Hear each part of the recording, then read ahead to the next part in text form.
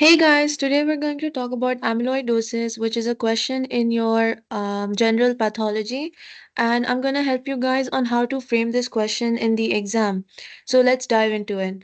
So first, always start with definition. What is amyloidosis? So very simple definition, it is not a single disease, but it's a pathological process in which abnormal misfolded proteins, these are called amyloid, these abnormal misfolded proteins, amyloid, and they will deposit extracellularly, which is going to lead to tissue and organ dysfunction. And this definition is the most important to mention. And after this, you guys want to talk about the characteristics. So what are the characteristics of amyloid? It's that most of them consist of beta pleated sheet configuration. And what does this mean? As you guys know, beta pleated sheet configuration is just a structural arrangement of the protein.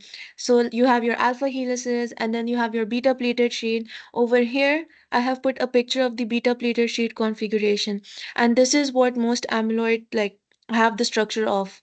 The second point where I have written about Congo red stain, it's good to mention it in the exam because it's one of the things pathologists use to detect amyloid deposits. And what happens is that the amyloid protein, when you put the Congo red stain on tissue samples, the amyloid proteins in the tissue will bind to this Congo red stain. When we look under normal light, it's just gonna be red, like normal red deposits or red tissue. However, now when we put polarized light on it, something interesting happens. These amyloid deposits will bind to the Congo red stain and under polarized light will show apple green birefringence. As you can see in the picture, these green deposits, they show apple green birefringes, and it's like a really good way to know that whether there's amyloid deposition in the tissues or not.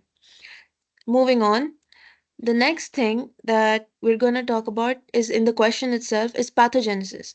So usually like proteins, we know that in a healthy system when proteins are going to misfold, our body has some key defenses to protect against it. So you have your proteosomes intracellularly and macrophages extracellularly, and it's mentioned about proteosomes and macrophages.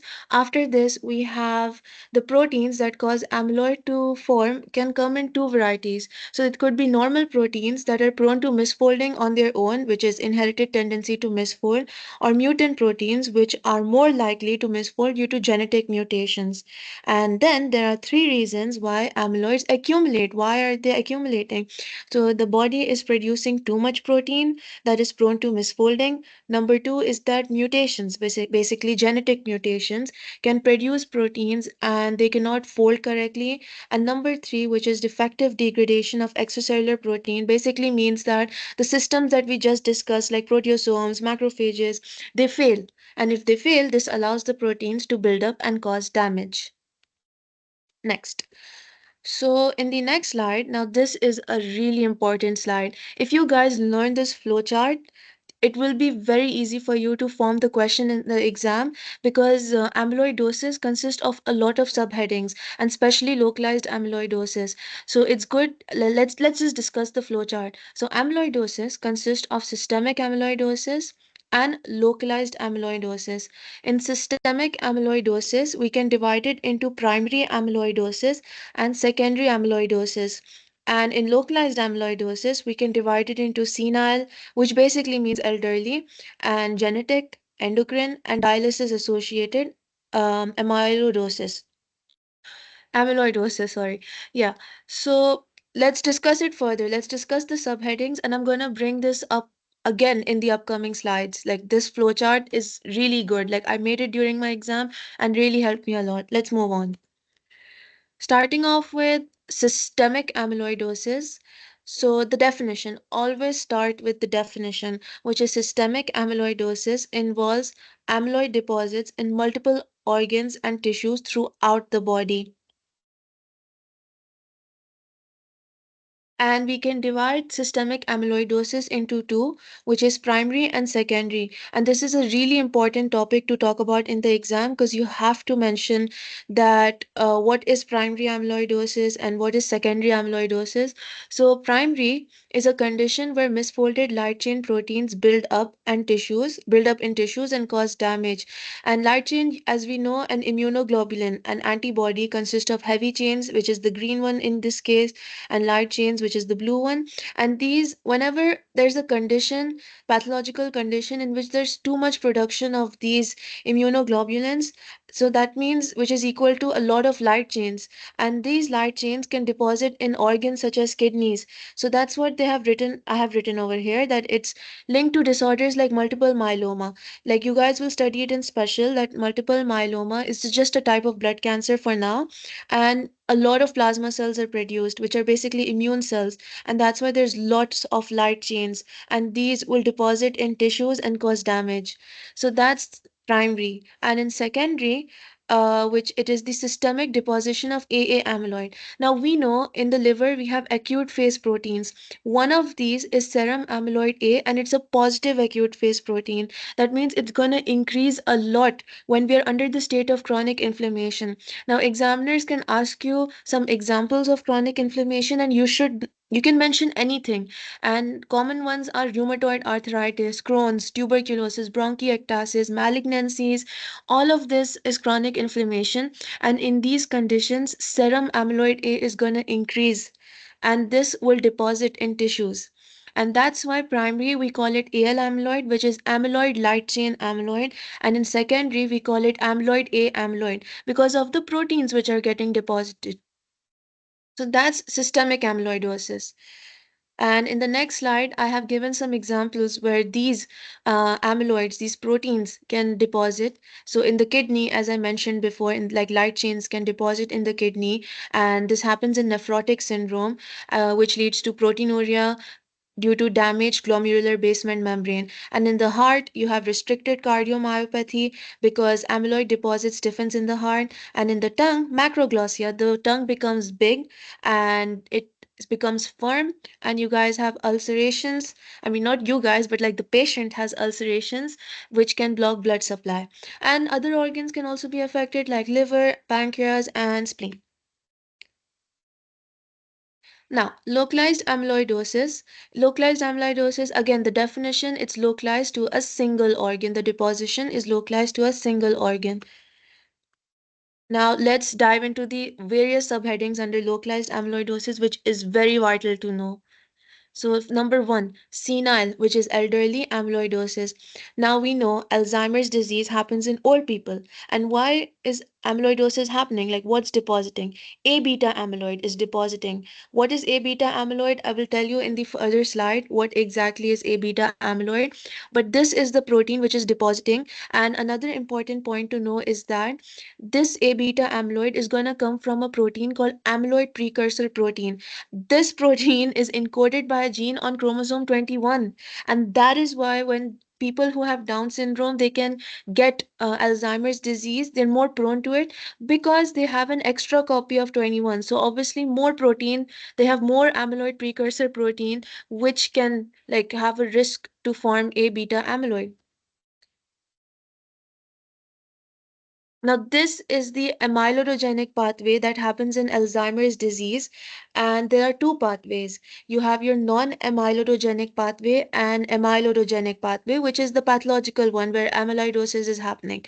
Let's discuss the normal one, which is non amyloidogenic. What happens is that we have, as I talked about, the amyloid precursor protein will be cut by two enzymes, which is the alpha secretase and the gamma secretase, and this will create a very harmless soluble fragment, and no amyloid is going to form. However, in the amyloidogenic pathway, instead of alpha secretase, beta secretase cleavage will happen, and this will lead to a formation of non-soluble fragment, and which is basically in this case A beta monomer, and this A beta monomer will start like sticking together, form oligomers. These oligomers will aggregate together and form the aggregates of A beta aggregates, and eventually it will lead to amyloid fibril formation. And these amyloid fibrils are the ones which are accumulating in the brain, and this will disrupt the normal function in the brain. They have mentioned ApoE over here, but that just means that that ApoE basically plays a role in supporting the aggregation of these A beta peptides. Now, in your exam, you don't need to mention in like extreme detail because Alzheimer's disease will again come in neurology part of patho. But I would like you guys, like I would want you guys to know that why is what is aggregating in Alzheimer's disease and what enzymes play a role in this, which is the beta secretase and gamma secretase leads to the amyloidogenic pathway. Next. Next, so we had Alzheimer's disease in senile amyloidosis, and now we have isolated atrial amyloidosis and senile cardiac amyloidosis. Isolated atrial amyloidosis is what's accumulating is the atrial natriuretic peptide, and we know that ANP is produced in conditions of high blood pressure and hypervolemia. And then in senile cardiac amyloidosis, the name gives it away, which is senile, elderly, cardiac, heart. The only thing that you guys need to remember is what is depositing. It's the non-mutated serum transthyretin, which is a normal blood protein, and this will build up in the heart. And next is genetic localized amyloidosis. In genetic localized amyloidosis, we have familial amyloid cardiomyopathy. Now, what is this? Cardiomyopathy is basically restrictive cardiomyopathy is going to happen over here. And if you're, because if mutated serum transthyretin is the protein which is depositing over here. In the previous one, which is in the senile cardiac amyloidosis, we had non-mutated serum transthyretin, but in familial amyloid cardiomyopathy, we have mutated serum transthyretin. And obviously, if these proteins deposit in the heart, so the heart will stiffen and it won't fill properly, and that's known as restrictive cardiomyopathy. Then we have endocrine localized amyloidosis. Endocrine meaning type 2 diabetes mellitus or medullary carcinoma of the thyroid. In type 2 diabetes mellitus, what happens is that when our pancreas, when we have insulin resistance and our pancreas start compensating by release more and more and more insulin, a cell, like another protein known as amylin starts depositing as well. Like it's released with insulin. So as this amylin increases, so this will deposit in pancreatic islets and this will cause pancreas damage. And in medullary carcinoma of the thyroid, overproduction of calcitonin happens and calcitonin gets deposited in the tumor. And if we see it in histology, we would have an amyloid background with the tumor cells in it. Last one, which is dialysis associated amyloidosis. When we undergo dialysis, there's a protein called beta 2 microglobulin, which is normally found in MHC1. We know that MHC1 is found on every cell, and this beta 2 microglobulin makes up MHC1. But the thing is, during dialysis, this beta 2 microglobulin is not filtered out properly, and they can eventually deposit and accumulate in the joints. Now, coming back to the flowchart, now as we discussed, amyloidosis divided into systemic and localized amyloidosis. Systemic as divided into primary amyloidosis and secondary amyloidosis. Localized amyloidosis divided into senile, which is basically elderly, genetic, endocrine, and dialysis associated. And senile elderly, we have Alzheimer's disease, senile cardiac amyloidosis, and isolated atrial amyloidosis. In genetic, we have familial amyloid cardiomyopathy. And in endocrine, we have diabetes mellitus 2 and medullary carcinoma of the thyroid. And in dialysis associated amyloidosis, we have beta 2 microglobulin deposition.